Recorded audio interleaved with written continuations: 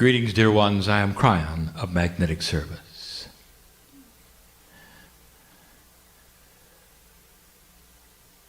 I deliver a message which is now known to my partner, but not completely. The message this night, not just for those in the room, for those who would give intent to hear these things, to read these things, are part of a group of those awakening on the planet, giving permission to stretch that bubble of their reality to include that which heretofore has been strange, illogical, and not something that would be part of their reality. And this, dear human being, is what is earmarking you as different from the others, that you would go beyond your fear and push that which you consider to be real into a place that is not familiar to you. A place where you have to ask the questions, what now?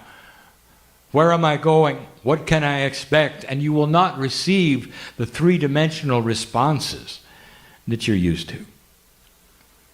And we know that.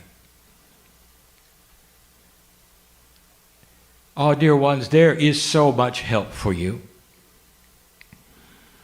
If we could give you the principles that we have given before of how these things work, you are not alone in these things.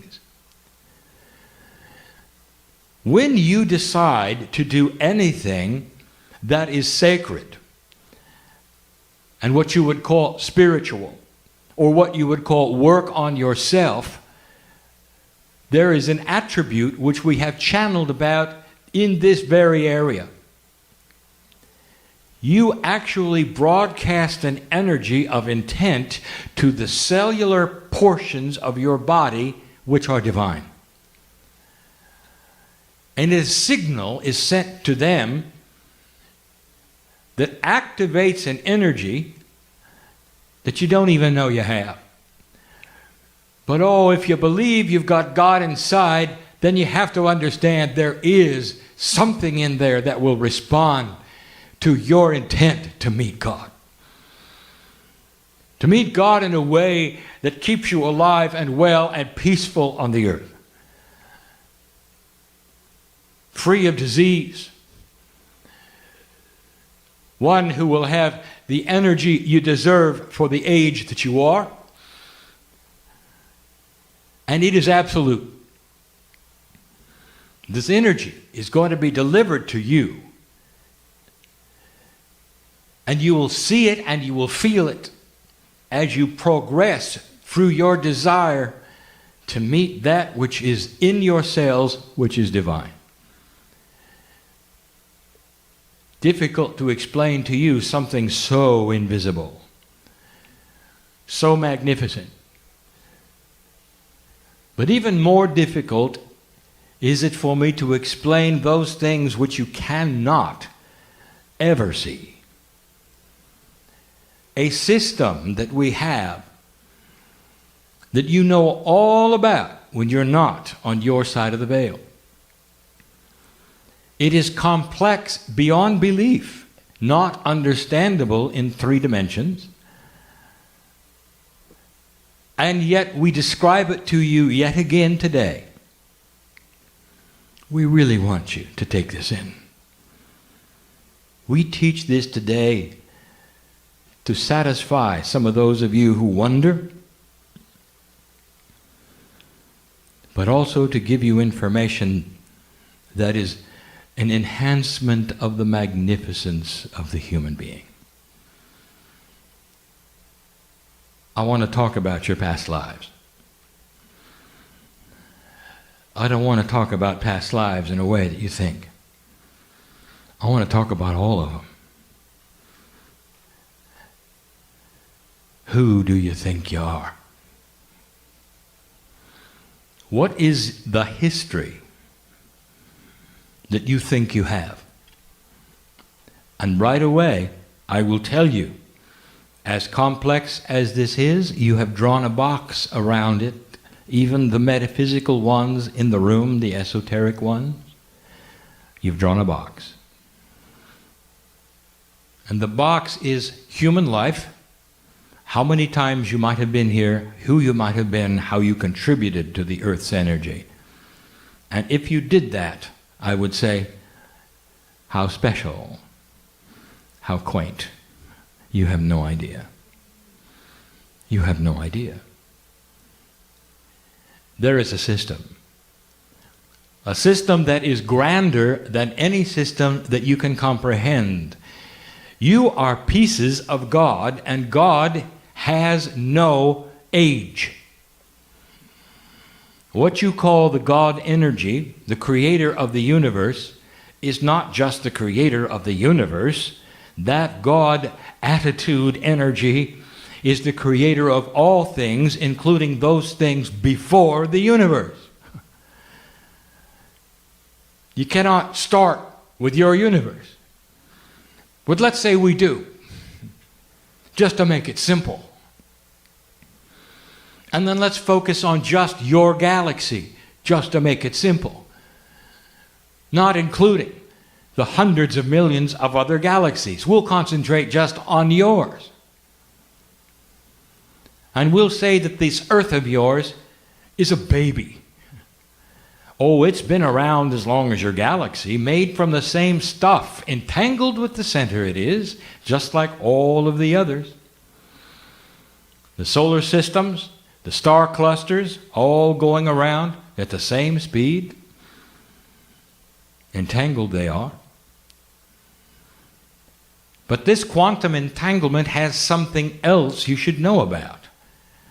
That whatever life there would be in the galaxy that is advanced enough to have quantum inventions are all talking to each other. You've given them many names, and you're aware of them. Those from perhaps Orion, those from the Arcturian, perhaps the Pleiadian. And what is their relationship to you? Have we ever discussed it?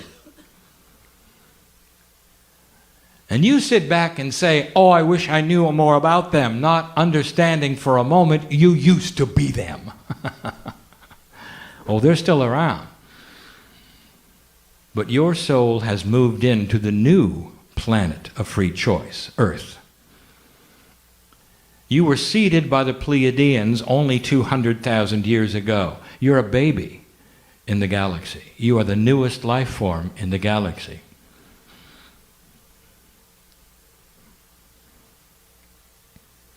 The newest life form to have that which is implanted in you, which would be knowledge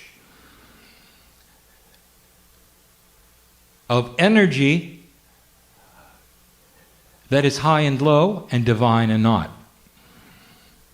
Not all life in this galaxy has that seed, dear ones. Some is simply biology. Very carefully, the Creator has put together a scenario of planets that advance one another. And this is the newest at the moment. We have said it 3 times before. Don't you find it odd that this Earth of yours took so long to develop? You've been here more than 4 billion years, and humanity as you know it, with the seeds that are in place of the Pleiadians, is only 200,000 years old. When you trace back what you think is humanity, you can't go back much more than 10 or 15,000. How many years did the Pleiadians have from the place where they graduated to an advanced state of enlightenment to the place where they seated you? 1 million Earth years. And they were the baby at the time. They don't measure it in years, by the way. You can't. For the year only responds to the terminology of you going around your sun one time. The galactic measurement is done in what they call revs, that is to say, revolutions of stars around the center. And since they go all at the same speed, it is a common measurement for every single star and cluster and planet in the universe that is your galaxy. It takes you 240 million years to go around the center. There are civilizations that have actually gone around one rev. And you sit here at 200,000 years. So what I want to tell you, dear ones, if you're going to talk about past lives, you have souls that incarnate wherever the planets need you to do so. And you have been here for at least a rev. On other places, other planets that come and go, looking much like you do now. Is there any proof to these things? Not yet. Not yet. There will come a time, and it's not going to become soon, when there will be an invention on this planet that you will measure civilization from. And everything before that invention will seem like the Dark Ages, and everything after it will be the new planet Earth. The invention that we speak of is that which enables you to create, sustain, and measure a quantum state. And it will begin with those who figure out how to see it. If you can see a quantum state, that is to say, measure it and somehow observe it in 3D, there is going to be revelation. For you will see things that are unseeable to you now, which will lead you then to inventions you cannot conceive of. Let us say Christopher Columbus gets out of his ship and meets you today in the room. And your task is to explain the internet to him. There will be no understanding no matter how long you sat. Do you understand this? For the consciousness of him, his time, what he believes, and his reality can never mesh with what you know. There'll come a time when you will look at what you know today and consider it in the same way. For you have chosen to pass a barrier. And this barrier is what we always expected. That when I came in 22 years ago and told you this was it, it is what we saw as the potential. And the potential is being manifest. You may not like what is going on in your country, but you are recalibrating things that you need to recalibrate to move into what we would call the seeds of the future. It'll change everything. Consciousness cannot continue in an enlightened state with greed. There are many things that will recalibrate themselves, and what you would expect naturally instead of have to create. There will be a time when politics is not as it is today. That is going to require those who are older now in places of power to be no longer there. And that will happen through an attrition of retirement and death. When the new generation is in place, you will start to see that which is different thinking, systems that no one has ever thought of, ways to create the things today you struggle with.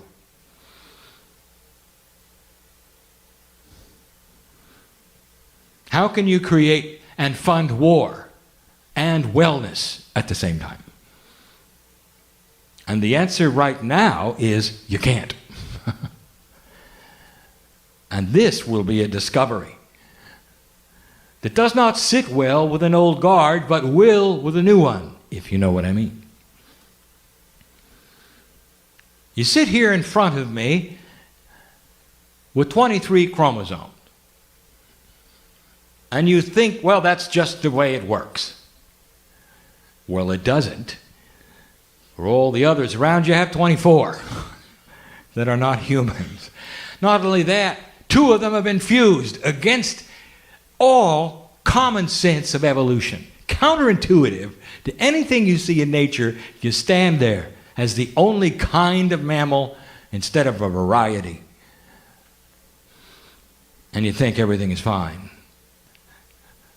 If there were anyone who would come to your planet and look at the system, they would yell at you and say, "Can't you see you're different? You're not from here." And that's the subject.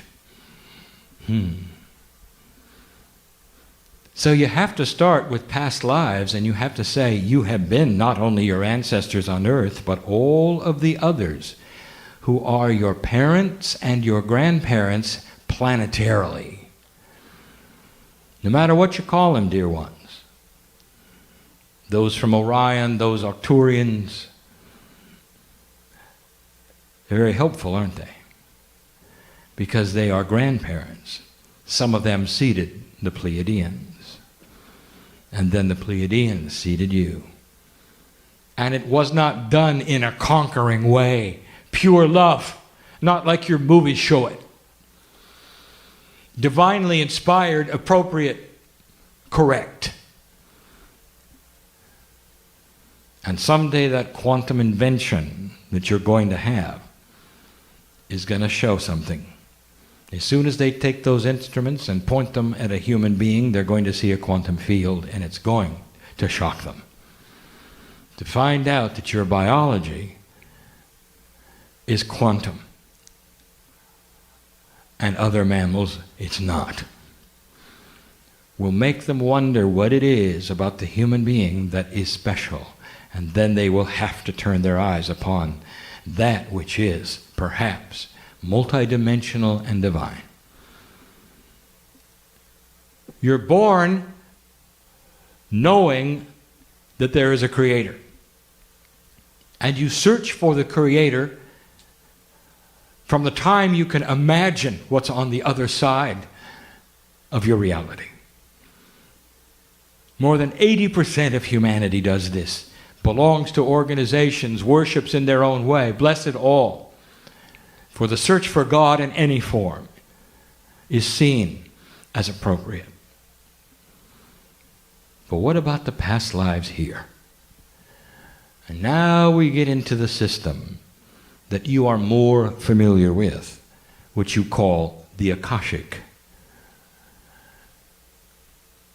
Akashic inheritance is what we want to talk about. You go through a cycle of life. You come and you go, and you come and you go. The old system of coming and going is different than the new one. And that is tough for some to believe, for they believe the systems are always the same, and they're not. They change with energy. And as you manifest other kinds of energy on the planet, the systems respond. What was the system that the ancients intuitively set up? Now, my partner has taught about that this very day. What is the intuitive system of the first religions on the planet? And the answer is past lives. And it remained that way for a very long time until what you would call modern day. And the modern day systems threw away the potential that you had lived before. And the reason, a long time ago, was for control. For if you only have one life, you will only have one afterlife. And if you only have one afterlife, you want to behave yourself in the current life so it's the correct one. The idea that you might come around again then takes control out of the hands of those who want you to do certain things now. And that's modern spirituality. Well, there's nothing modern about it, because it is not that which is so. It doesn't matter what the human being believes, honestly, as long as they are aware of the God inside. For many systems serve the human being in worship, even those that don't believe in past lives. For there still is the love of God in every single life that is enhanced through that which is awareness, worship, meditation, energy, all seen by Spirit as a touch of you to the family, a step closer to understanding who you are. Any system based in love is a good system. For compassion and love is the core issue. And that's why you have past lives. Every single lifetime that you live is collected and imprinted in two places. One is the crystalline grid of the planet, and the other one is in your Akash. Your Akash is actually in three places. We've told you this before, but the one that is tonight's subject is that in your DNA. It imprints itself so that you can use it later. And that has been the teaching of the day. But let me tell you about the system. The old system has you react to karma. Karma is incomplete energy of an expression in the past. That is to say, you come in incomplete in a way that you have a life lesson to then correct or complete the things that were not complete the time before. And we told you this years ago, that that system can be now augmented, and you can throw away any energies of incompletion. For you now may manifest that not only which is your own Akashic remembrance and energy, but that is to come. Let me explain. You come into the planet and there is karma. You know how to remove it. For you now come in with a consciousness that says, I don't need it, and so you remove it. Instead of karma, there has to be something to drive what you do next. And what drives what you do next is that which we would call light, compassion, awareness. And you then control your life and the energies of your life to such an extent that relatives will claim you don't belong to their family. You change who you are. You're in charge of your own boat. You hold the rudder and you steer it where you want. That is today's energy. Let me tell you about tomorrow's energy, and we have mentioned this only one time before. Now we are telling you that not only are you driving your own boat this time around, but you can now give intent for what you wish to do the next time you come, while you're here this time. That has been reserved for you after you get to the other side of the veil, which is my side, looking at everything, all potentials, and coming back in. You now do it while you're here. Through your intent to see what must be done, you choose, shall I come back in the same family or not? Which is the next subject. What should I do that I could not do now because of who I am and where I am, and how will I change it? And you give intent. That's new. I would like to tell you something, dear ones. That is master quality. That's what the masters did. And you are doing it. You don't even know it. You're working on your self-worth and you have no idea how far you've come. All right. Let us reveal some things that you have not been told recently about the whole process of past lives. Now we turn the page and we deflect from the subject, but not really. We now wish to reveal to you something that has been asked us many times that we want now to tell you more clearly. Here is the question. Do animals have past lives? Do they reincarnate? Even more than that, what do they reincarnate to? I'll answer it, and many of you won't like it. Here's the answer. First of all, throw away your idea of the linear progression of animal incarnation if you happen to believe that it exists. A mouse does not become a dolphin. A dolphin does not then graduate to becoming human. You may look in a human being's eyes and say, I see dolphin energy in there, and it won't be because they were a dolphin. There's other things. So right away, we're going to shatter the idea that there is a graduation process through animal incarnation. There is no system for animals except one. Do animals incarnate again? Yes. What is the system? And this is the one that is hard to describe, for it is not linear.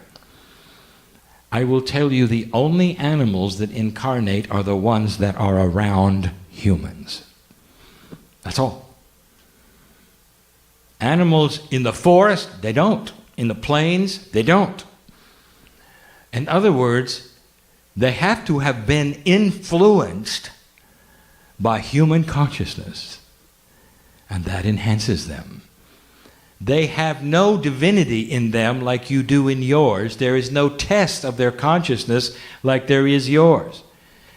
They have in their intelligence, as you all know, the concept of unconditional love. And that doesn't belong to you, does it? You have got to work for it. And they are there, therefore, for one purpose if they're around you. Love. And if that is generated in an animal, it sets up a system. And that system can be then extended over and over and over, for they don't live long enough. There are those in this room who need to hear this. Those who are listening who need to hear this. Hearing, reading, need to hear this. There is a way to extend the love affair of your animal. After it goes and you put the dust in the earth, they want to come back. There's a system. Go look for them, and they'll be there. That's the system. It's beautiful. Don't expect to find the same color, the same breed, even the same kind of animal. But you can look in their eyes, and you will see them because they hover around you. They're in the places around you. If you go look, you'll find them. And they will continue the love affair, and you'll know it in what they do and their habits, and there will be no question it's the same one. Go do it. It's a beautiful system, but it is created for you. The magnificence of the divine inside the human means that whatever it touches changes. You can affect the ones with 24 chromosomes. And the animals respond. It doesn't matter, dear ones, whether it's a mouse or a horse. Even an elephant. Doesn't matter. They come back. If you love them, they come back. Let us end with this. The most complex thing I'm going to give you today. The beauty and complexity of Akashic inheritance takes two paths. Because you are linear thinkers, because you are in 3 dimensions, you have always allied Akashic inheritance to your chemistry. The man in the chair before you is 4th generation Irish. Goes all the way back to the seed country. And so there is the thought that his Akash, that is where he was in the past life, simply matches that which is his chemistry. And it doesn't. And it doesn't with yours either. Two complete separate paths exist.